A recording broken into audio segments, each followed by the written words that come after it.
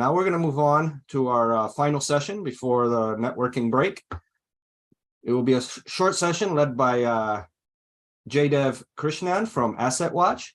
He will speak about preventing downtime through early detection of bearing faults using wireless remote condition monitoring.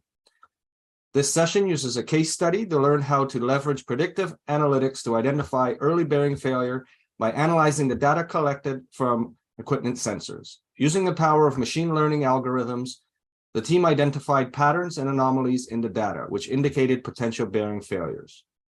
This allowed for early warning alerts to be sent to the manufacturer, enabling them to take proactive measures to address the issue before they became critical. By predicting bearing failure, it helped the manufacturer avoid costly equipment downtime, saving money in lost production and repair costs. Once again, after Jaydev is finished his presentation, we'll open the virtual floor for questions. As a reminder, if you have any questions during or after the presentation, please post it in the questions box below. Over to you, Jaydev. Thank you, Mario. Good afternoon, everyone. I think there have been some very good presenters before me who've spoken in depth about a lot of concepts, which is very interesting. I did make a slight tweak to my presentation, just kind of addressing some of the thoughts and the concerns and questions. So I'll get right into it. My topic for today is how to prevent downtime using the data that comes in from sensors and trying to give maintenance teams as much lead time as possible before an actual event occurs at their plant or at that particular asset. So my name is Jaydev, and I'm the VP of Condition Monitoring at Asset Watch. I work really closely with the product and engineering teams, the data science and machine learning, and obviously I lead my own team of condition monitoring engineers who are a mix of both vibration analysts, primarily vibration analysts, and also some oil experts. So they've been in the industry for combined greater than about 100 years. So I've had a great experience working over there. Now just diving a bit into the presentation itself. Something I want to talk about, and it's just been playing on my mind, and also I think some of the presenters before me touched a bit on it, is that what maintenance strategies do I want to adopt as a customer, or how best do I approach this problem of the four, at least the four that are called out, the four maintenance strategies of reactive, preventative, and predictive. And you can have condition-based monitoring and anything else above it. So the P2F curve is something that we have seen many times. This is not something new to the industry. A lot of our customers that come in and want to have, say, a wireless vibration analysis program are stuck with the thought of, where do I start? Because I don't have a program in place. And today I'm only being reactive. And maybe getting into a program like this is going to suck up all of my resources that I have. And I'm not going to be able to effectively solve any problems that are out there in the field.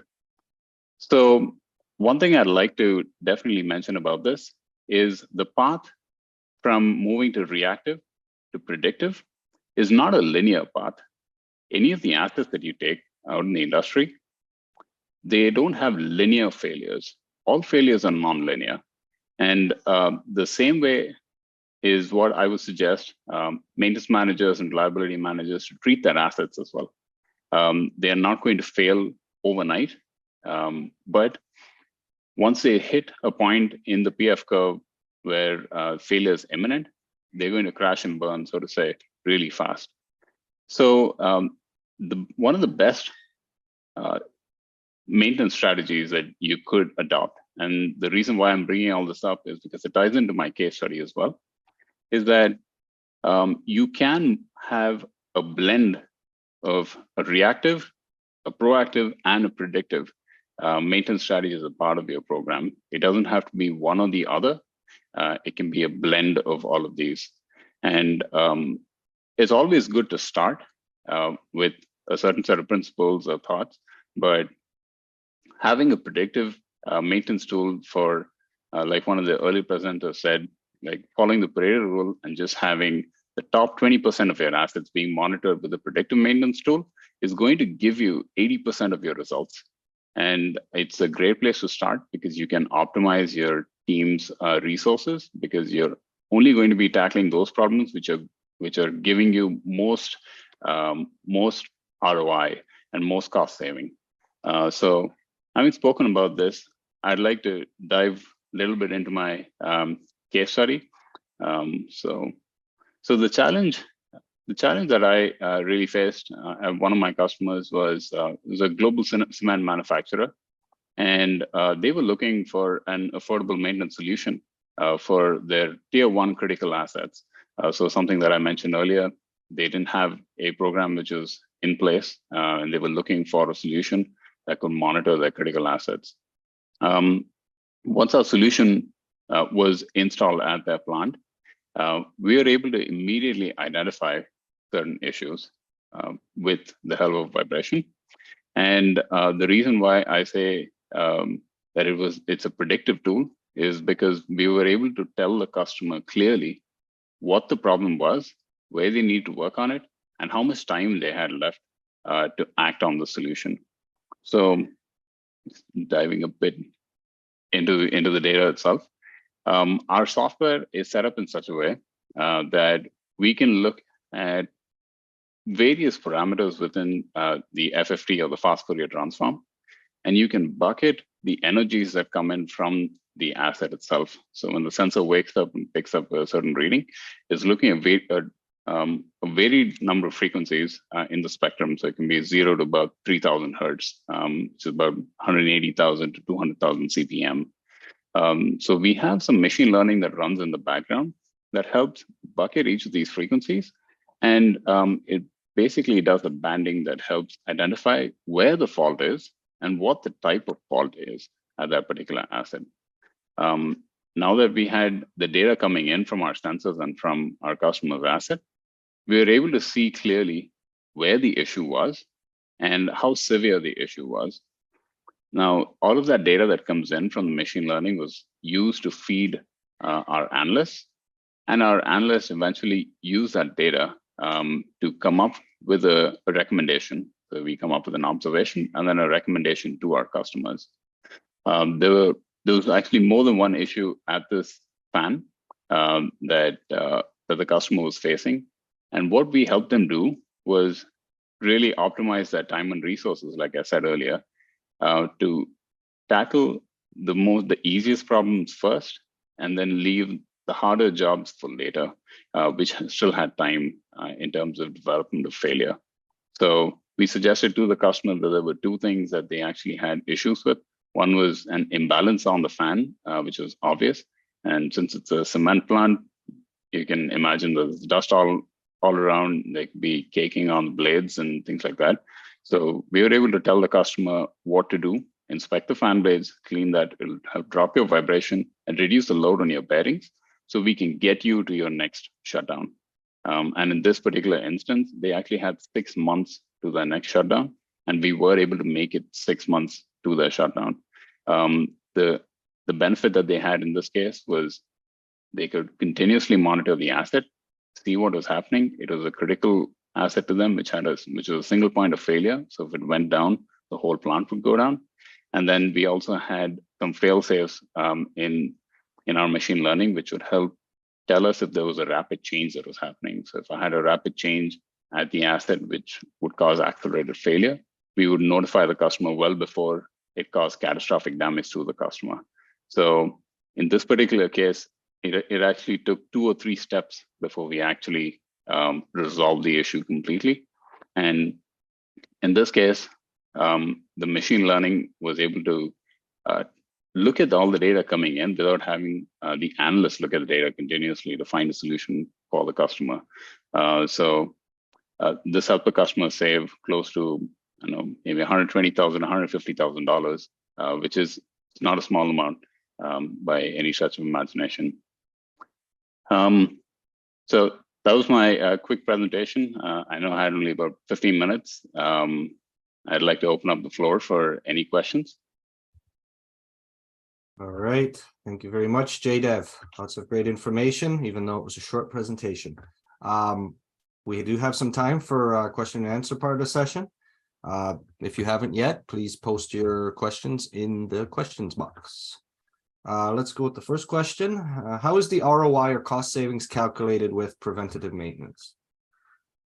That's actually a very good question. And that's a question that we get asked a lot as well. I can give you a very complicated long answer for how ROI can be calculated for various assets. But again, with the Pareto rule, you want to look at your top parts of your ROI, which are going to contribute to your cost savings. One of them is going to be downtime cost per hour. So if the line goes down, if it costs you $10,000 an hour for 10 hours, that's a huge cost saving right there. So that is one component of the cost saving. The second component of the cost saving is the actual cost of replacement of the asset. So what would it be if the asset actually had a catastrophic failure and it needed to be replaced?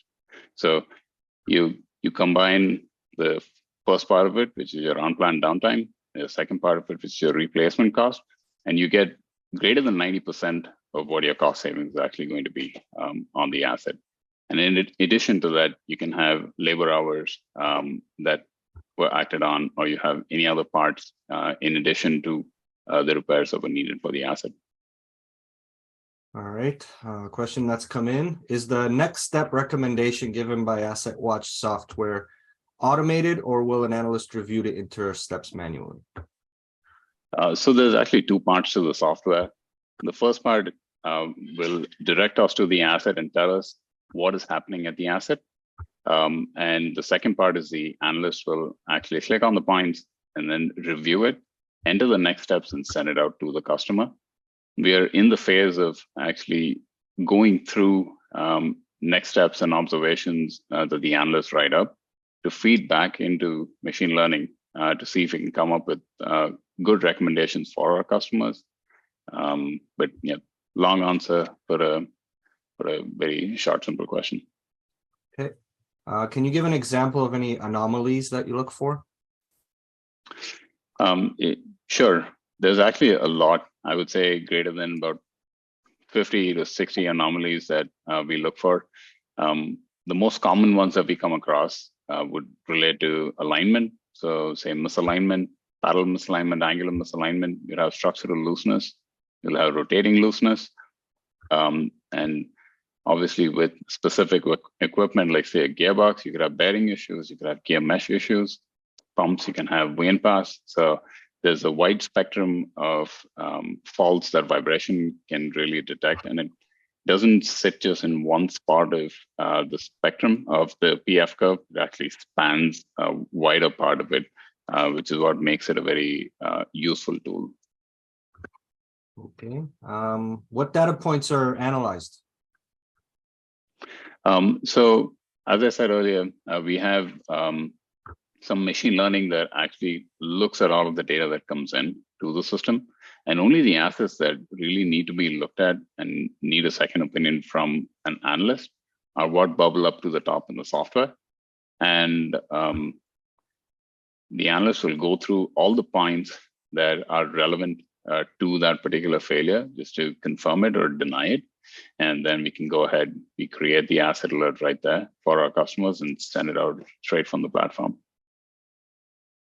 Okay, we have a few more minutes. If anyone else has any questions, please post them now. Next question is, how quickly are readings provided with the sensors?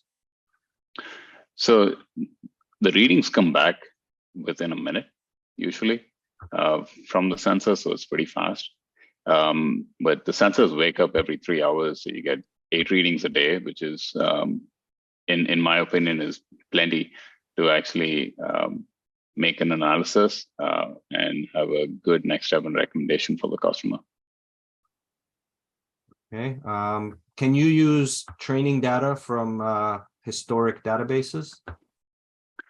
Absolutely, and we do use that. we have collected many millions of data points over our time mirror asset watch, and we have a lot of data that can point us to different types of faults. Like I mentioned earlier, it could be a misalignment, a rotating looseness, a structural looseness, and like the earlier presenter was talking about, where you classify the faults as to what those faults are, and then we can, once you flag them, you can actually go back in the data and look for features that represent that fault. So you don't actually have to have a lot of labeled data. You can work with unlabeled data also. All right. I think that is all the questions that have come in. Thank you very much, JDev, for the very informative session.